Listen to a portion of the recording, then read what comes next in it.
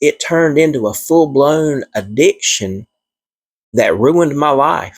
I was loving this world more than I was loving God. And if we're not loving God as we should, and we're loving the things of this world more than we love God, we need to really back up and examine ourselves, because we are really in a serious place of danger. And I say that from experience, because during those days when I was not loving God as I should, I was dabbling in habitual sin. I was doing things that I should not have been doing as a Christian.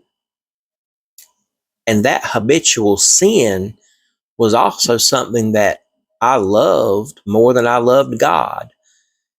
And over the years, that love for the things of this world began to drag me further and further down. I found myself living a life of addiction. I completely messed up my life.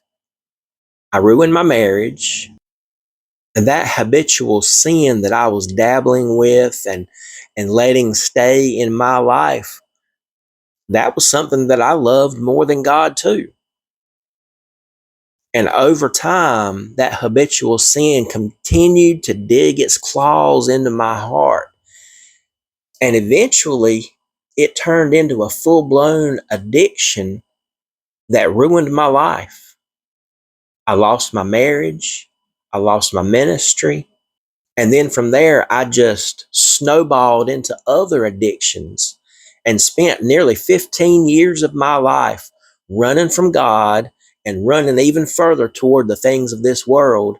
And it did nothing but leave me more and more miserable and just completely, utterly destroyed almost every aspect of my life.